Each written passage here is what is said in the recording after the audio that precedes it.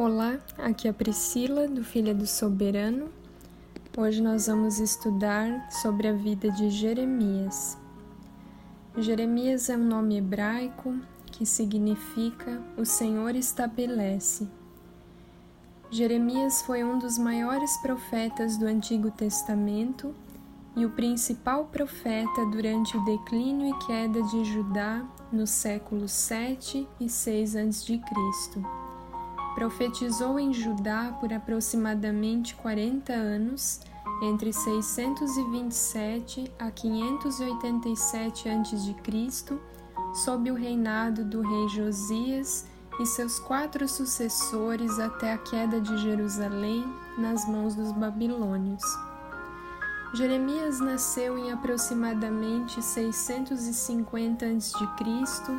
em Anatote, local onde desde a época de Davi era residência de sacerdotes. Como Jerusalém ficava a menos de 1 hora a pé de Anatote, Jeremias estava perto do coração da nação e do pulsar do mundo religioso judaico. Todas as notícias políticas e sociais chegavam em pouco tempo no vilarejo do profeta. Jeremias não era recluso, era um homem tanto da cidade quanto do campo.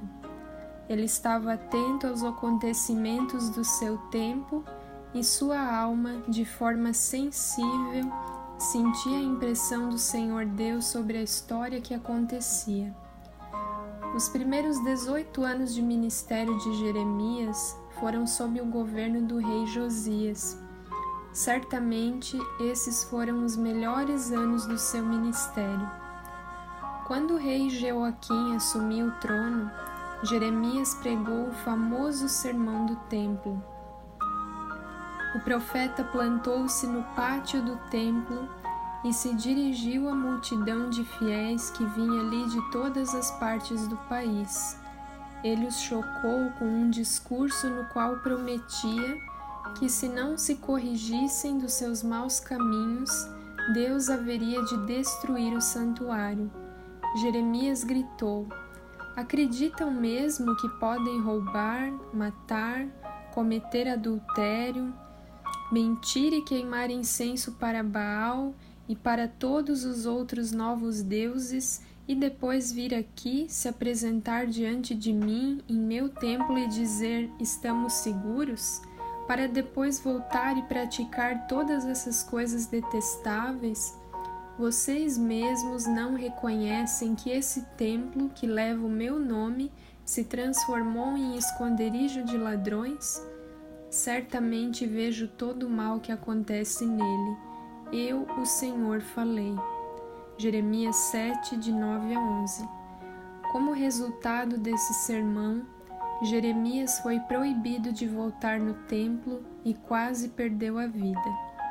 Em outra ocasião, diante de uma multidão de sacerdotes, Jeremias denunciou suas práticas pagãs e, num gesto inesperado, estilhaçou um vaso bradando: "Assim diz o Senhor dos Exércitos, como esse vaso está despedaçado, assim despedaçarei o povo de Judá e o povo de Jerusalém, e não haverá quem possa restaurá-los. Enterrarão os corpos aqui em Tofete, até que não haja mais espaço." Jeremias 19, 11. O profeta lamentava a traição de seus amigos e familiares, ficava impaciente no aguardo do cumprimento da palavra de Deus. Sua comunhão com Deus era sua única fonte de alegria.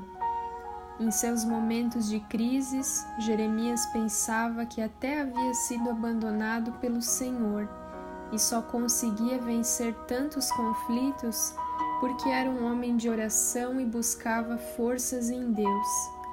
Nas margens do rio Nilo, Jeremias também pregou contra a adoração fanática das mulheres judias à Rainha dos Céus, lá em Jeremias 44, de 15 a 30.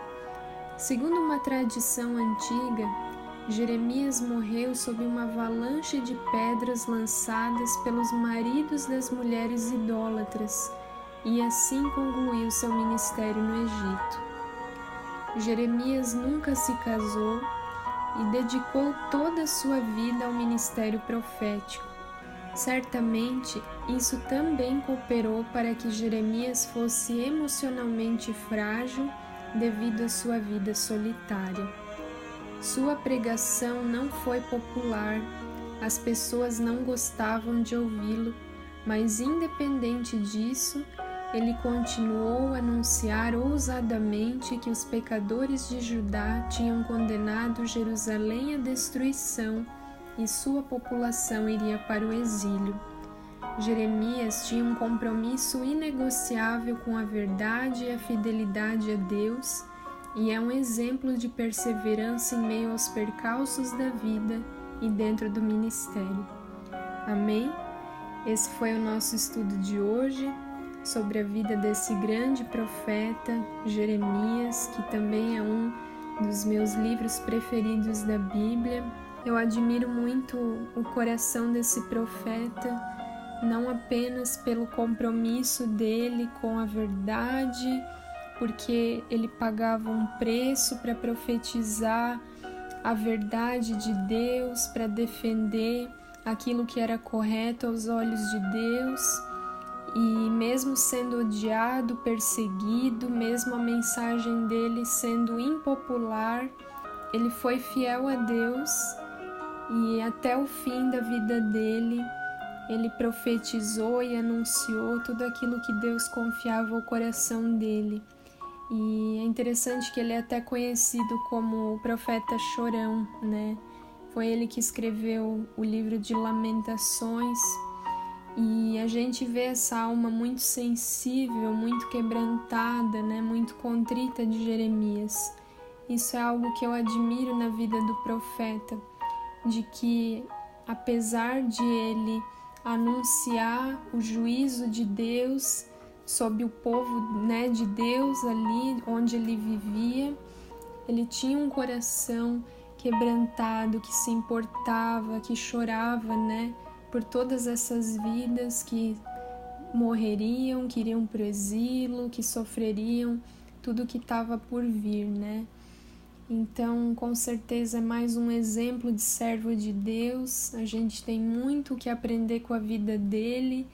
E aqui é um breve resumo, né, de cada personagem bíblico, mas eu tenho certeza que a palavra por si só, ela se revela, ela se personaliza a cada um de vocês que estão me ouvindo.